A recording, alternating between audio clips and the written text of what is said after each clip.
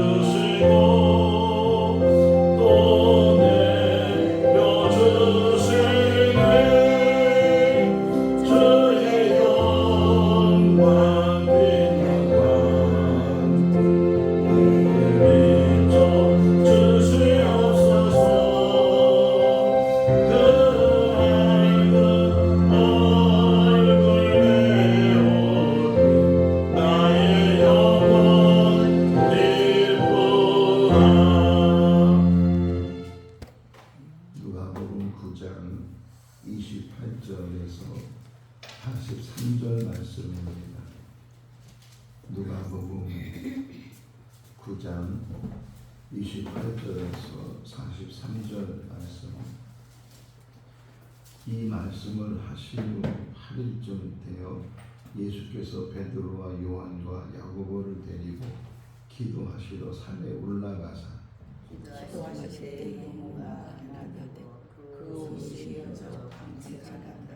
문득 두 사람이 예수와 함께 말하니 이는 모세와 엘리야라.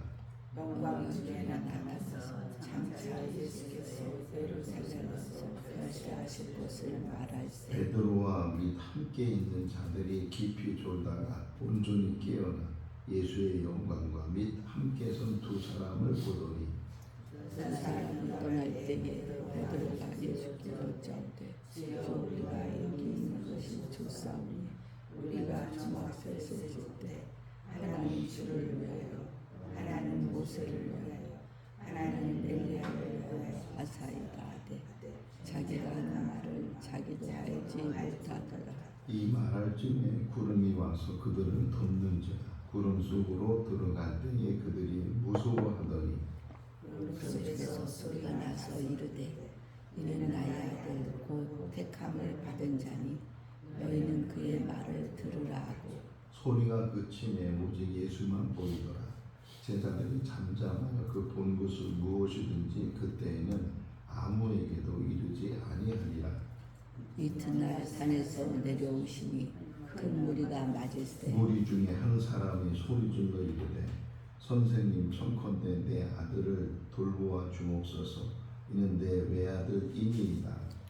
귀신이 그를 잡아 갑자기 부르짖게 하고 경련을 일으켜 거품을 흘리게 하며 몹시 상하게 하고야 겨우 떠나가나이다. 당신의 제자들에게 내쫓아 주기를 구하였으나 그들이 능히 못하더이다. 예수께서 대답하여 이르시되 믿음이 없고 배역한 세대여 내가 얼마나 너희와 함께 있으며 너희에게 참으리요 내 아들을 이리로 데리고 오라 하시니 올 때에 귀신이 그를 꼬꾸러뜨리고 심한 경련을 일으키게 하는지라. 예수께서 더러운 귀신을 꾸짖으시고 아이를 낳게 하사 그 아버지에게 돌을 주시니 사람들이 하나님의 명에 놀라니라. 아멘. 할렐루야. 우리가 흔히 이 이야기를 변화산 이야기라고 말을 합니다.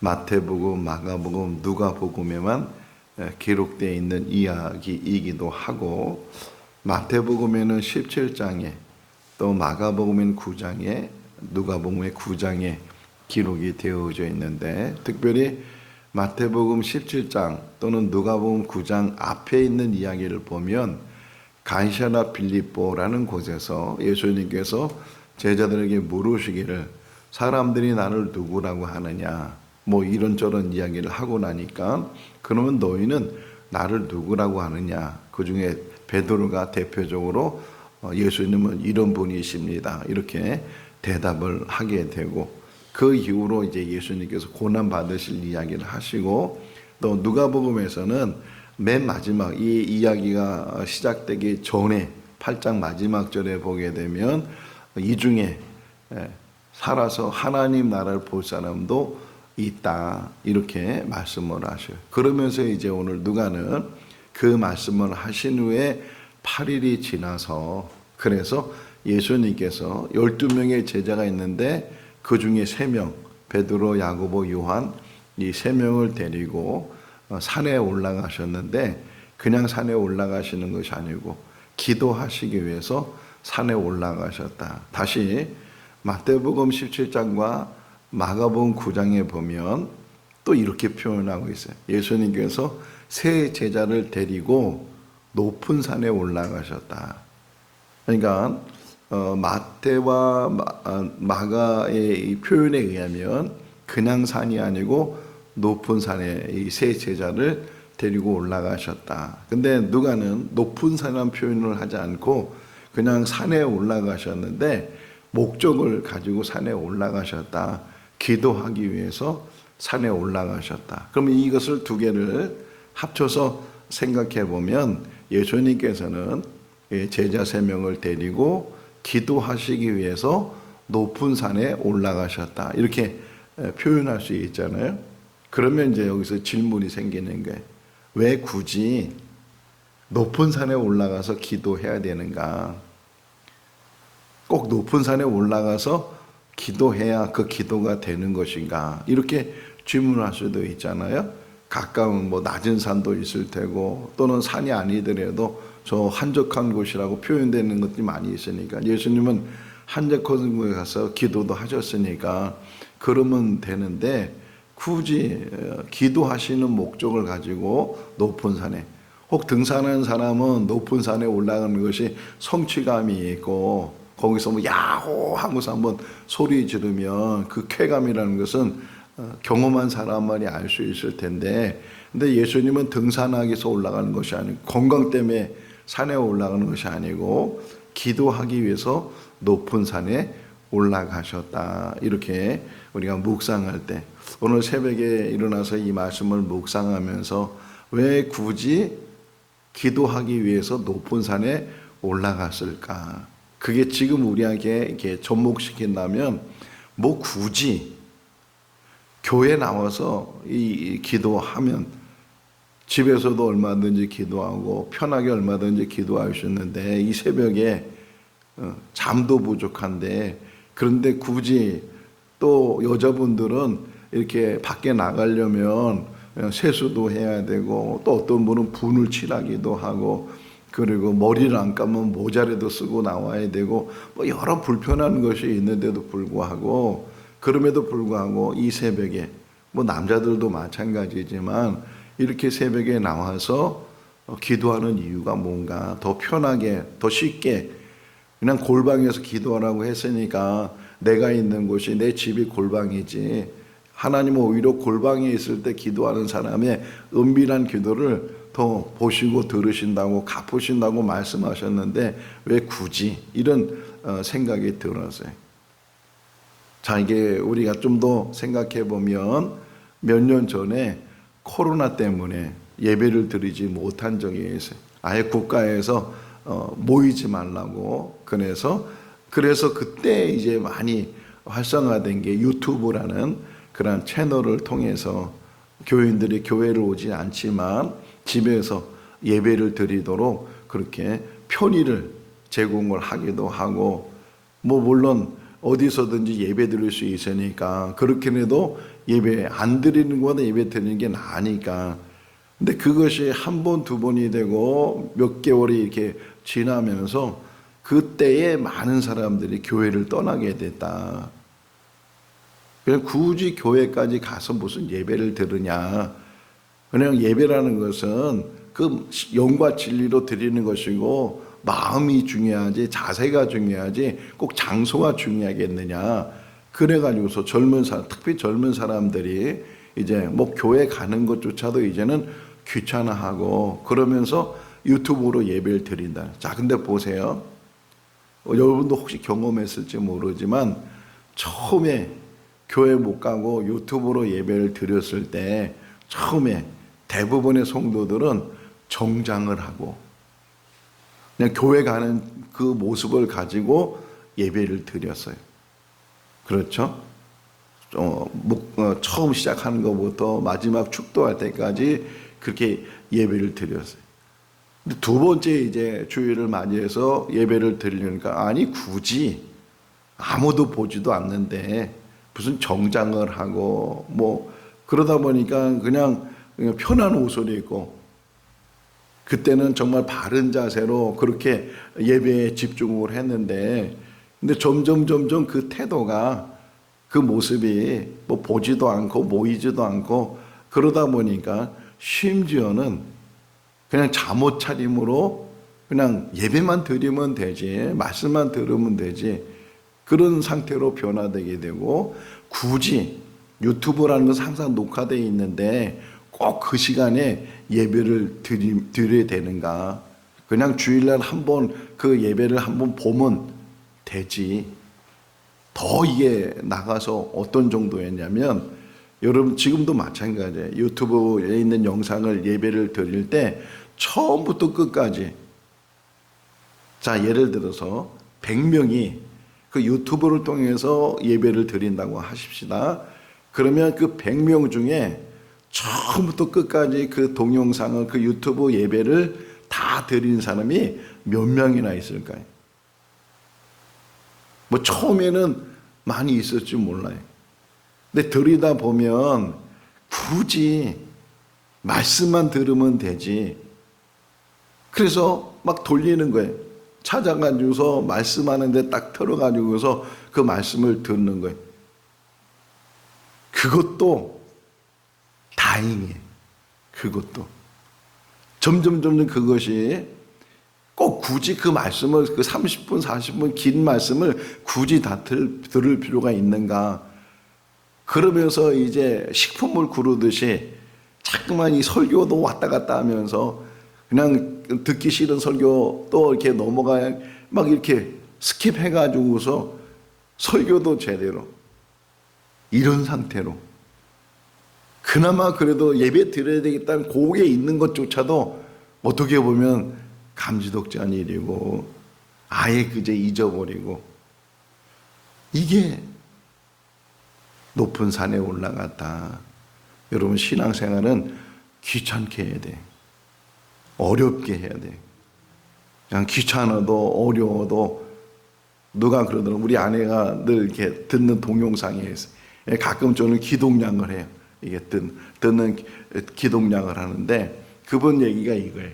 자, 우리가 기도를 하면서 어떤 일을 했을 때 자기 뜻이 있고 하나님 뜻이 있다. 그러면 하나님 뜻이 어떻게 우리가 알 수 있느냐? 이걸 이제 설명하는 거예요. 자기 뜻이 있고 하나님 뜻이 있고 기도하면서 이거 막 그래.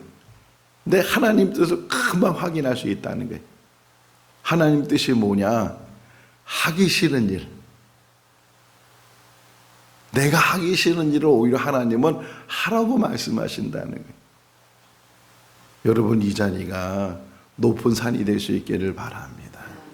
뭐 굳이 집에서 기도해도 되고, 물론 집에서 기도해도 돼요. 하나님이 안 들으시는 것도 아니고 골방에서 기도하라고 그랬으니까. 그럼에도 불구하고 내가 귀찮아도 하기 싫어도 어려워도 힘들어도 그래도 내가 이 자리를 하나님 앞에 나오겠다. 뭐 했다고 써요? 기도하기 위해서 산에 올라갔다. 기도하기 위해서 높은 산에 올라갔다. 그때 역사가 일어나는 줄로 믿습니다. 하나님의 역사는요, 그냥 편하게 신앙생활 한다고 일어나는 것이 아니고 오히려 고난 속에서, 고통 속에서, 어려움 속에서 견디기 어려워.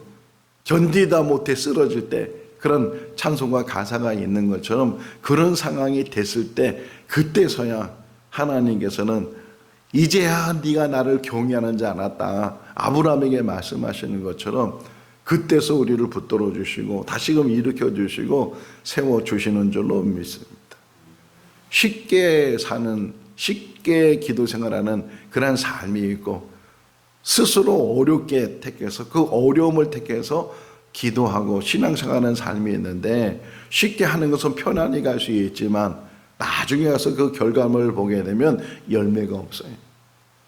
근데 정말 힘들게 어렵게 고난 속에서 어려움 속에서 막 바둥대면서 막 그냥 갈급하면서 힘든 그 과정 속에서 그렇게 신앙생활하면 그때는 힘들고 어렵고 괴로운 그런 시간들이지만 다 지나고 나면 정말 거기에 풍성한 열매가 맺어지게 된다.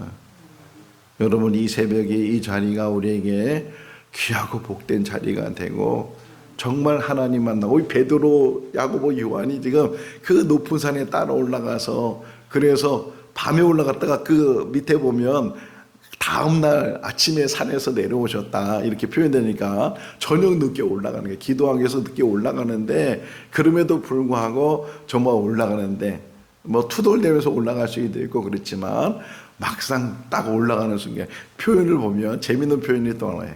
문득, 그래, 문득 여기 표현 나오죠. 30절에 문득 그냥 예수님이 변화된 모습을 보여주면서 옷도 휘어지고 그런 모습을 문득 거기에 두 사람이 더 등장을 했다. 누가 등장했다고요?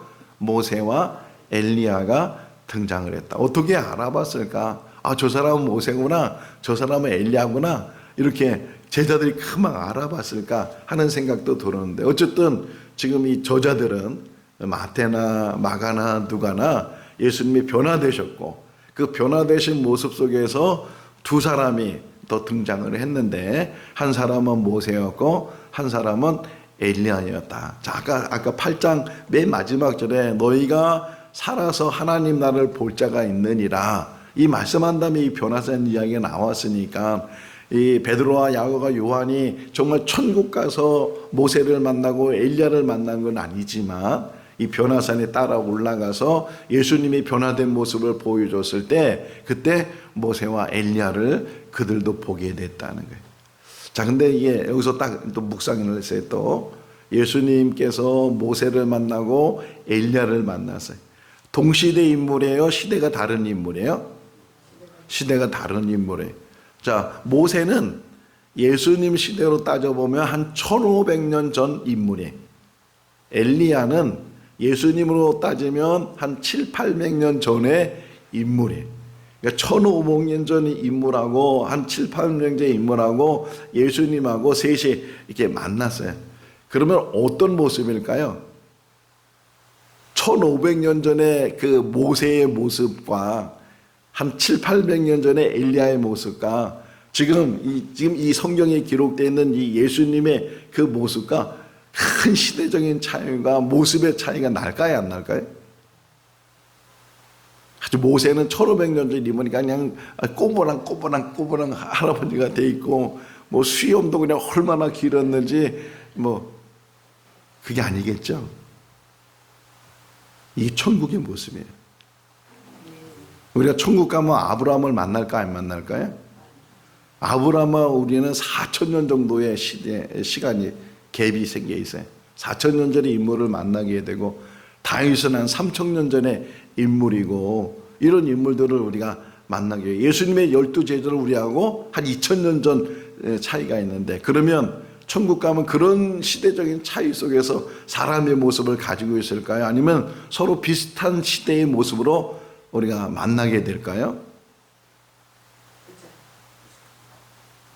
여러분, 우리가 이 시대에 살 때는 그 시간 속에서 역사 속에서 그 시대 속에서 우리가 살아가고 있지만 루터 뭐 이런 사람들 다 과거에 500년 전의 사람 뭐 1000년 전의 사람 다 이런 사람들이지만 천국 가서는 다 형제 자매가 되는 줄로 믿습니다. 우리 부모도 우리 할아버지 할머니들도 다 믿음 안에서 만나게 되면 손양원 목사님을 만나고 주기철 목사님을 만나고 다 누구를 만나든 천국 안에서는 형제와 자매가 돼서 그래서 거기서 영원한 삶을 우리가 살게 될 줄로 믿습니다. 자, 어쨌든 모세가 나타나고 엘리야가 구약시대 인물이 두 사람만 있어요? 많은 인물들이 있을 텐데 그럼에도 불구하고 그래서 우리는 흔히 그러잖아요. 모세는 율법의 대표자고 엘리야는 선지자들의 대표 인물이다. 그래서 이 두 사람이 합쳐지게 되면 구약의 인물을 다 대표하는 사람들이다. 이렇게 표현하는데 뭐 틀린 표현은 아닌 것 같아요. 정말 모세와 엘리야가 구약을 대표하는 율법을 대표하고 선지자를 대표하고 구약 인물들을 대표하고 구약 성경을 대표하는 이 두 사람이 나타났어요. 근데 또 하나 이제 보게 되면 그 모세라는 사람의 삶의 마지막 부분, 지금 이 표현 속에서 중요한 게 31절이거든요. 모세라는 사람의 마지막 부분을 신명기 34장이 표현하고 있고 또 엘리야의 마지막 부분을 열왕기하 2장이 표현하고 있죠. 그런데 그 신명기 34장을 보게 되면 모세가 120살에 이제 세상을 떠나게 되는데 그런데 모세는 장사를 지냈는데 어디에 지금도 마찬가지예요. 어디에 그가 묻혀 있는지 알지 못한다는 거예요. 자, 모세는 장사를 지냈어요. 반면에 또 엘리야는 열왕기하 2장을 보니까 엘리야는 어떻게 마지막 부분이 설명되어 있어요? 그는 엘리사가 보는 앞에서 불병마를 타고 수레를 타고 하늘로 올라가게 됐다. 죽음을 보지 않고 하늘로 올라간 인물이다. 이게 또 묵상이 되는 거예요. 지금 예수님이 지금 이 변화산에서 영광스러운 모습을 보여준 목적 중에 하나가 뭐냐? 마태나 마가는 그 설명을 구체적으로 말하지 않았는데 누가는 말했어요. 뭐라고 말했느냐? 31절 보세요. 31절 읽어볼까요? 영광 중에 나타나사 별세하실 것을 말했다. 영광 중에 모세가도 나타나고 엘리야도 나타나고 주님도 영광의 모습으로 변화되고 그래서 정말 황홀한 모습. 오죽했으면 베드로가 여기에 초막 3개를 지읍시다. 모세를 위해서 엘리야를 당신을 위해서 여기다 3개를 지읍시다. 이렇게 자기가 하는 말도 모르고 했다 이렇게 표현되어 있는데 그런데 누가는 그 모세가 나타나고 엘리야가 나타나서 예수님과 더불어 대화 나눈 이야기가 31절로 기록이 되어져 있는데 예루살렘에서 뭐 한다고요? 별세. 별세라는 말이 뭐예요? 우리가 세상을 떠난 사람을 뭐 했다 그래요? 별세하셨다고 그러면 죽었다는 그런 표현이면 지금 영광스러운 그런 모습 속에서 지금 좋은 얘기를 해야 되고 영광스러운 이야기를 해야 되는데 오히려 모세와 엘리야와 예수님께서는 서로 대화하는 게 뭐예요? 별세하는 죽는 얘기. 이걸 다른 말로 표현하면 십자가 이야기. 아예 장소까지 나오잖아요. 어디서? 예루살렘에서 별세할 이야기. 얼마나 중요한 얘기냐면 예수 그리스도가 이 땅에 오신 가장 궁극적인 목적이 바로 여기 있다. 예수님은 십자가를 지시기 위해서, 십자가에서 죽기 위해서. 근데 그 십자가를 지시고 십자가를 죽는 그 이유가 뭐냐? 그분이 죽음으로 죽음을 이기기 위해서. 인간이 가지고 있는 죽음의 문제를 해결해 주실 분은 오직, 그래서 이따 보시면 오직 예수, 오직 예수만 보이고 오직 예수만이 그 모든 일들을 이루시는 분이 그분이시다. 더 놀라운 게 있어요. 더 놀라운 게. 자, 예루살렘에서 별세하신다 이 말을 했는데, 이 별세라는 단어, 저는 언어를 잘 모르지만 별세라는 단어를 이제 주석을 보니까 뭐라고 표현하면 엑소도스 이렇게 돼 있어요. 엑소도스는요 구약 성경 책 이름하고 똑같아. 뭐예요? 엑소도스? 출애굽을 엑소도스라고 해요.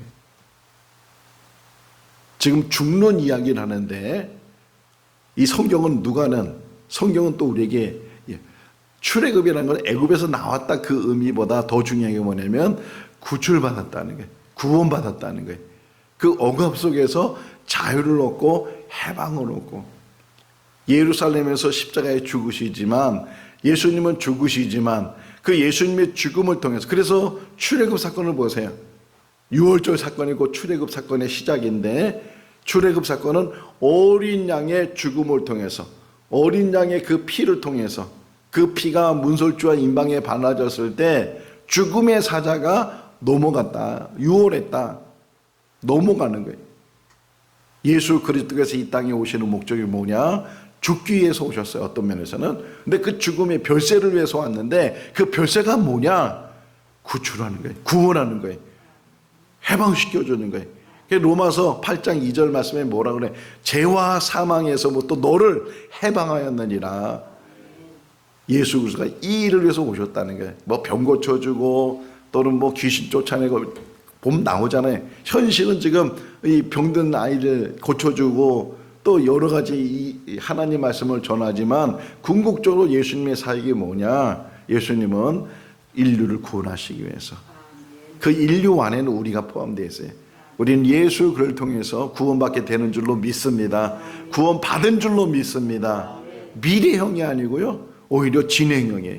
우리는 구원받은 자의 삶을 우리가 살아가는 줄로 믿습니다.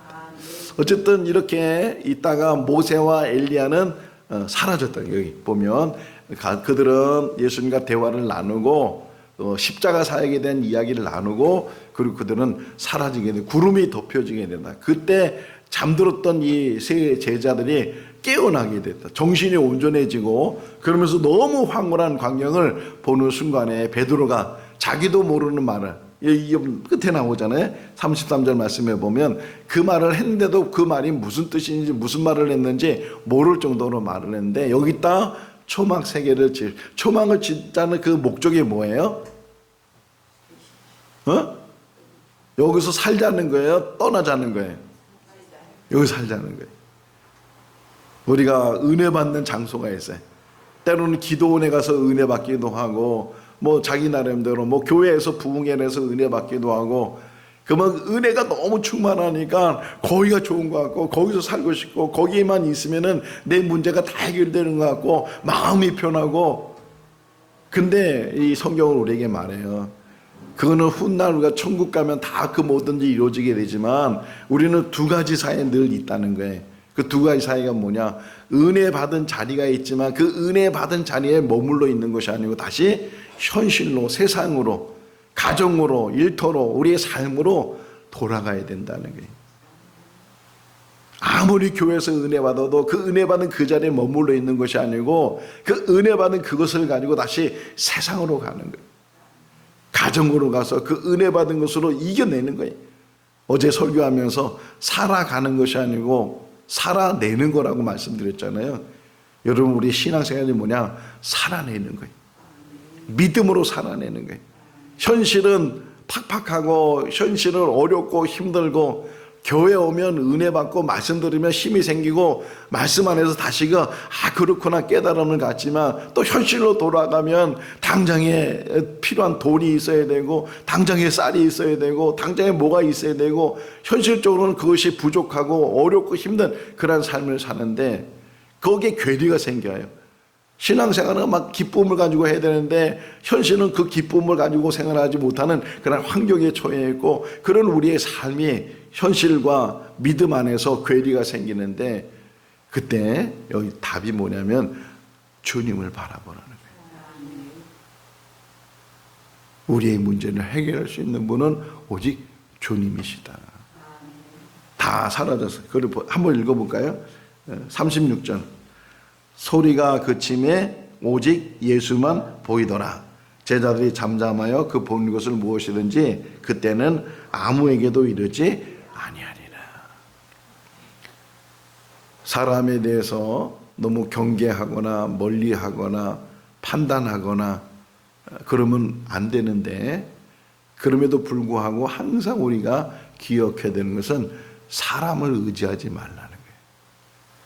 사람을 의지하게 되면 분명히 그것 때문에 문제가 생기고 그것 때문에 어려움을 당하게 되고 사람을 의지하지만 심지어는요 미가서 7장에 보게 되면 옆에 누워있는 아내도 의지하지 말라는 게 말을 다 하지 말라는 게 항상 경계해야 되고 항상 깨어 있어야 되고 오직 예수 내가 의지할 수 있는 분은 예수님이시고 오직 하나님이시고 어떤 사람이 나를 막 칭찬해주고 막 도와주고 뭐 힘이 돼주고 그게 끝까지 간다는 보장도 없잖아요. 오직 우리를 붙들 수 있는 분은 예수 그리스도이시고 나의 어려운 문제를 해결할 수 있는 분도 예수 그리스도이시다. 그 이야기 이제 어린아이 병 고치는 이야기.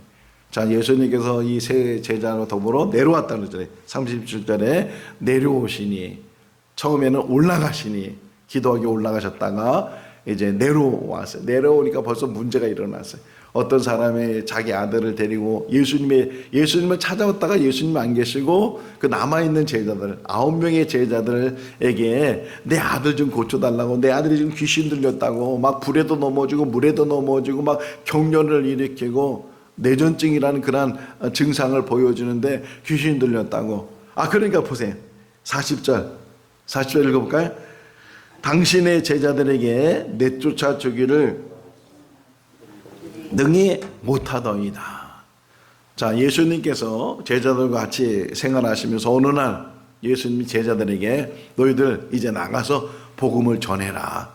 근데 복음을 전하라고 그냥 말씀만 하는 것이 아니라 그들에게 귀신을 내쫓는 능력을 주셨다는 게 치유의 능력을 주셨다는 게 그래서 그들이 정말 나가서 귀신을 내쫓기도 하고 병자를 고치기도 하고 하나님 나라 복음을 전하기도 하고 기쁨을 가지고 돌아오는 그런 이야기 앞에 나와요. 자, 경험이 있었어요. 자기들도 예수님처럼 그런 큰 능력을 행하지는 못했지만 귀신 하나 내쫓는 거는 얼마든지 자기들이 할 수 있다고 생각해서 다른 복음서에 보면 그게 막 그런 표현들이 나와요. 왜 우리는 못했습니까? 이런 표현이 나오잖아요. 왜 이 일이 어떻게 일어나는 일입니까? 예수님은 기도 외에는 이런 일이 없다. 이 마가복음에서 얘기하는데 그러면 제자들이 기도 안 했을까요? 기도를 통해서 기도원에 가서 이렇게 치유 사역하는 사람들 그냥 막 말하는 게 아니고 기도하잖아요. 기도하면서 나사렛 예수 이름으로 내가 명하노니 귀신아 떠나가찌어다 막 그러면서 축사하기도 하고 병 고치기도 하고. 근데 왜 제자들은 그런 선경험이 있었거든요. 있는데도 불구하고 이 어린아이 하나 고치지 못하고 이 어린아이가 더 경련을 일으키고 또 막 넘어지고 막 그런 일이 있었을까. 자, 요 설명이 나와요. 설명이 나오는데 그러면서 이제 그 제자가 마가복음을 좀 보면 그러면서 당신 제자들은 이 아이를 고치지 못했습니다. 그런데 당신은 할 수만 있다면 내 아이를 고쳐주십시오. 이렇게 얘기를 하니까 예수님이 뭐라 그랬다고요? 할 수 있거든이 무슨 말이냐? 믿는 자에게는 하지 못한 일이 없느니라. 자, 요 안에서도 우리가 늘 조심해야 되는 거예요. 할 수 있거든이 그러면 할 수 있는 것과 할 수 없는 것이 있다. 하는 것을 우리가 또 생각해 보시는데, 그 다음에 얘기하는 게 뭐냐면, 그 다음 설명에 한번 41절을 좀 보시면 그 아이에 대해 고쳐주기 전에 뭐라고 예수님이 먼저 말씀하시면, 뭐가 없고 믿음이 없고 이 패역한 세대에 내가 얼마나 너희와 함께 있느냐.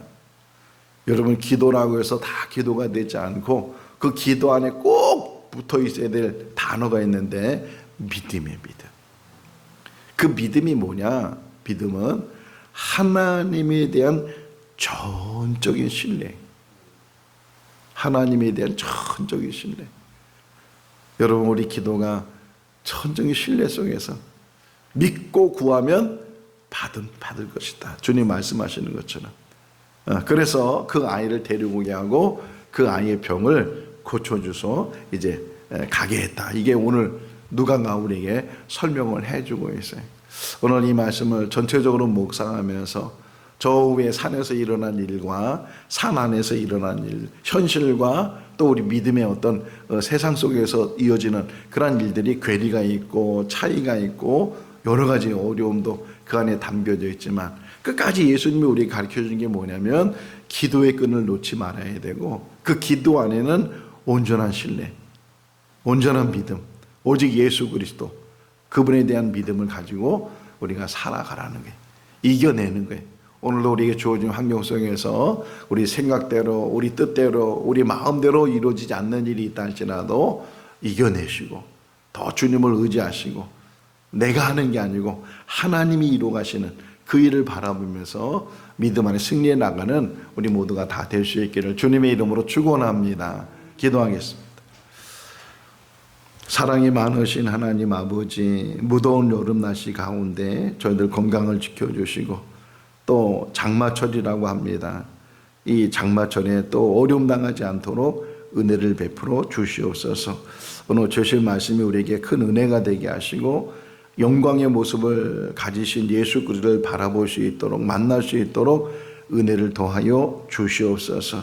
오직 주님만 보여지게 하시고 주님만 의지하게 하시고 주님만 따라가는 제자의 삶이 되게 하여 주시옵소서.